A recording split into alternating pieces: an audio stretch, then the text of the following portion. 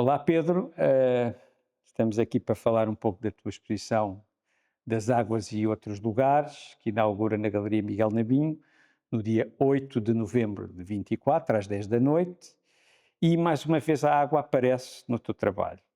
No que nós temos aqui à volta, temos claramente trabalhos mais relacionados com a água, mas também temos outros lugares. Querias-me falar das duas pinturas, querias-me falar das duas pinturas que estão atrás de ti? Bom, atrás de mim estão duas pinturas a óleo, bastante recentes, de alguma forma. A que está à esquerda é uma pintura feita a partir de uma radiografia do último retrato que se saiba, do último autorretrato do Tintoretto. Por quaisquer razões de manutenção ou de restauro, esse autorretrato foi radiografado e acaba por vir publicado num dos inúmeros livros que há sobre o Tintoretto, e essa imagem dessa radiografia sempre me fascinou, provavelmente até mais do que o próprio autorretrato. E criei com essa imagem dessa radiografia, nesse catálogo, uma relação que se foi construindo como tendente ao desejo e à vontade de, a partir dela, fazer uma pintura, uma representação. Há aqui uma espécie de. Há uma quantidade de camadas, não é? Há o autorretrato do Tintoretto, há a radiografia do autorretrato do Tintoretto, e depois há este meu trabalho, este meu exercício em torno dessa radiografia. Sempre, é claro, num território que me é bastante caro, que é o território da representação. Neste caso, por representação, gostaria que fosse entendido a representação da figura, que na minha trajetória tem sistematicamente um regresso ao autorretrato, a par de representações de corpos, sozinhos, ou em ações conjuntas, ou em ligação. Dessa forma, poderíamos dizer que esta pintura sobre essa radiografia é, na verdade, uma outra representação de um corpo que pode ser o meu também, que pode ser o entendimento, digamos, de uma antecipação daquilo que será o tempo final da minha vida. Se o autorretrato de Tintoretto era o último autorretrato dele, já velho, esta minha pintura sobre a radiografia desse autorretrato é uma antecipação de mim próprio, como já velho. Gostaria de imaginar como já muito velho, mas como o tempo é que trata dessas coisas, para já está feito. Esta minha representação, não diria, post-mortem, de alguma forma. Em A relação da ao outro, direita, a da direita é mais uma das minhas pinturas em torno de um exercício que me tem interessado recentemente, que é o olhar para a pintura clássica. Trabalhar a partir das pinturas de autores que me precederam, século XVI, XVII, XVIII, por aí fora, e que são para mim matéria de estudo, matéria de investigação, matéria de, digamos, para construir encontros entre mim e esse outro tempo ao qual eu não pertenço, mas do qual retiro informação, experiências, olhares, pensamentos. E isso aconteceu também com a pintura que dá origem a este quadro que está à direita. Essa pintura é o retrato do Júlio II, do Papa Júlio II, feito pelo Rafael. E o que é que nessa pintura me interessa acima de tudo? A posição, que é uma posição triste, acabrunhada e melancólica do sujeito da pintura, do Papa Júlio II, ele próprio também já bastante velho, que tem digamos, tem uma pose, que eu diria quase acabrunhada, inclinado, melancólico, pensativo, não olha para o artista, olha para baixo. Mas ainda assim não é isso que me interessou. O que me interessou é, no plano estritamente pictórico, a construção da pintura em vermelhos e verdes. Há, evidentemente, um branco que é o branco digamos, das peles que ornam, digamos, o vestuário do Papa. O Papa está vestido de vermelho, como é, enfim, do protocolo. Essa roupagem vermelha tem momentos de branco que ou é seda ou são peles, não tenho a certeza disso, e retirei aquilo que para mim era o momento de tensão plástica da pintura, que era a posição da figura, uma figura sentada, vestida de vermelho, sob um fundo verde. Podemos nos encantar das formas mais diversas por uma pintura que eventualmente nos fascina e que dela queremos retirar alguma coisa para o nosso próprio trabalho. Neste particular, é a tensão entre o vermelho e o verde, que são, digamos, duas cores controversas em si, complicadas, que gerem, digamos, no exercício da pintura, gerem uma necessidade de uma noção de força e a disciplina que, enquanto autor, o pintor tem que exercer sobre essas cores, no sentido de tirar para seu próprio proveito, enquanto autor na sua pintura, essa aparente controvérsia que não, à primeira vista parece não ser possível de ser gerida. Mas é justamente a gestão dessa contradição que me interessou na pintura e que a trouxe para aqui. A figura é uma figura sentada. Pessoas que já viram esta pintura no meu ateliê disseram: isto é mais um retrato teu. Provavelmente sim, tudo acaba por ser um retrato. Não há nada que se faça que não seja a projeção do seu próprio recorte, do nosso próprio recorte sobre o mundo. Eu posso dizer, interessa-me esta pintura do Rafael, vou trabalhar sobre esta pintura do Rafael, mas, no fundo, resulta num remoto, mas ainda assim reconhecível, ensejo de um autorretrato do seu autor, neste caso eu, ainda que pedindo à pintura do Rafael a informação e tudo aquilo que a mim me proveu, ou que eu quis dela retirar para plasmar nesta tela. A separação do fundo com o primeiro plano na tua pintura, como é que tu a resolveste?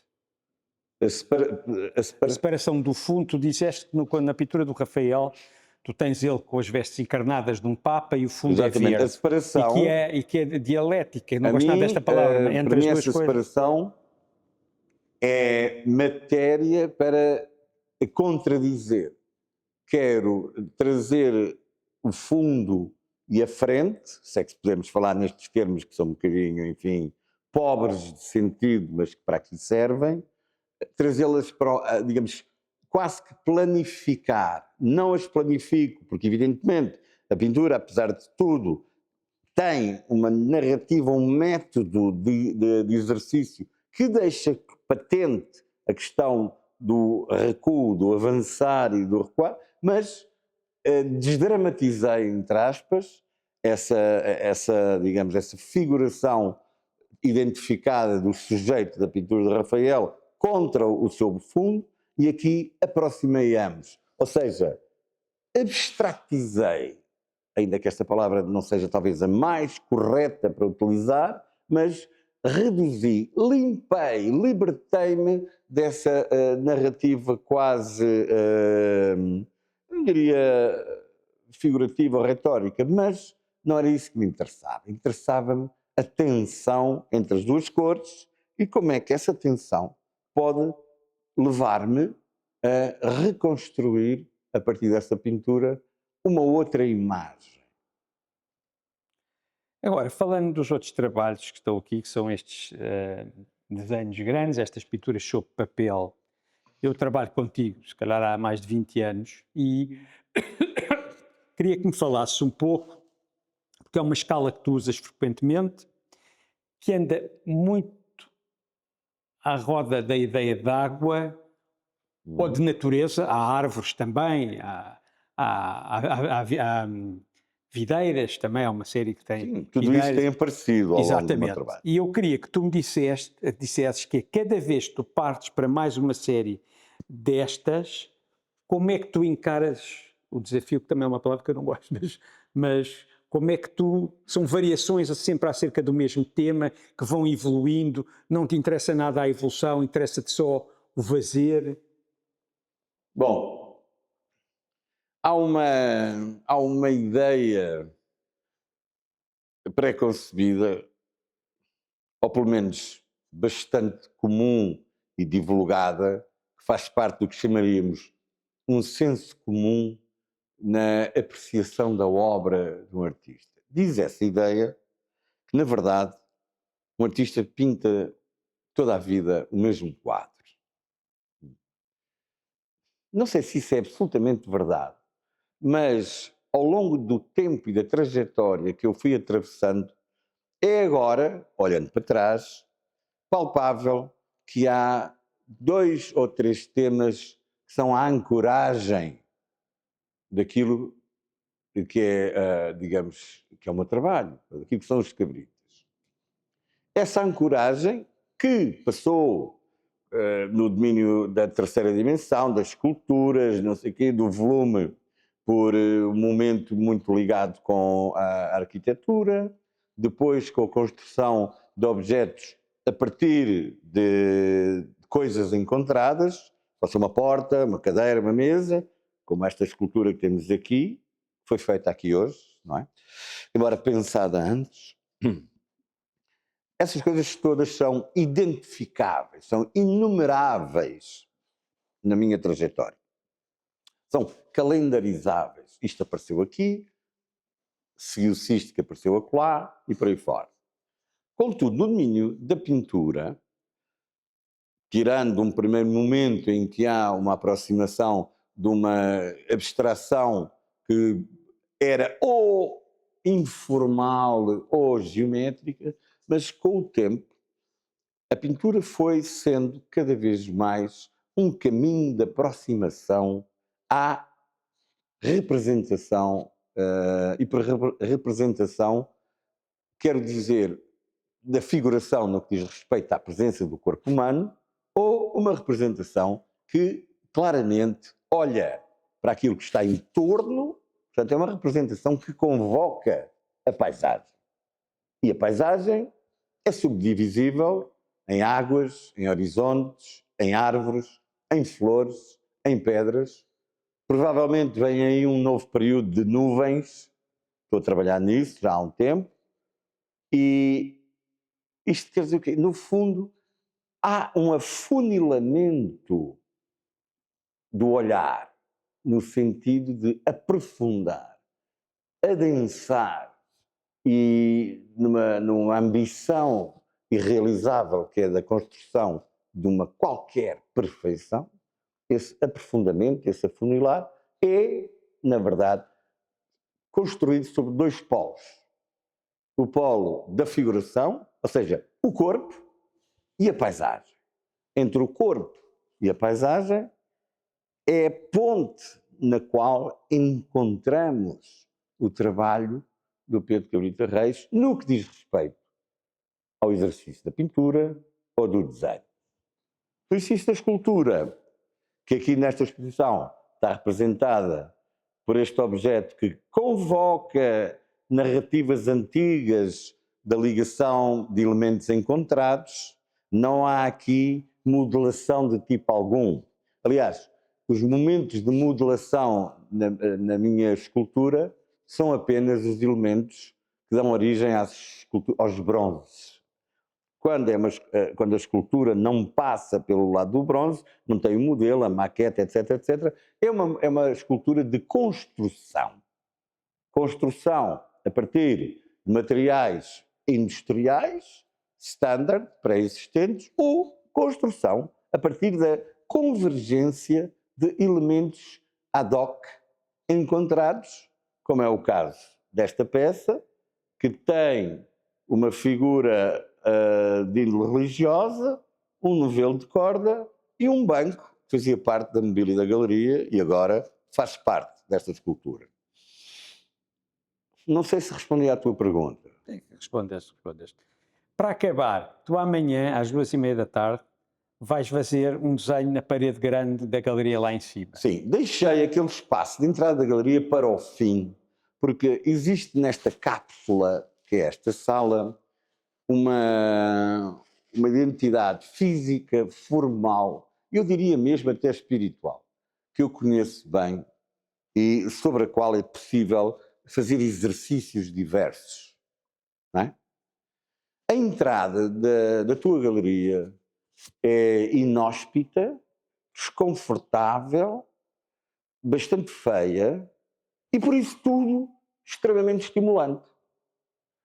A entrada da tua galeria não permite uma aproximação, um olhar, um approach que eu diria standardizado ou convencional ou outros. Não.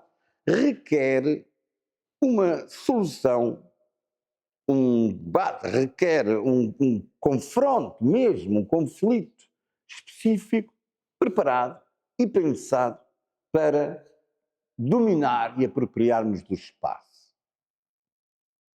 Eu não considero que o artista tenha que aderir e deixar-se levar pela natureza dos espaços nos quais revela, mostra e partilha a sua obra com os outros.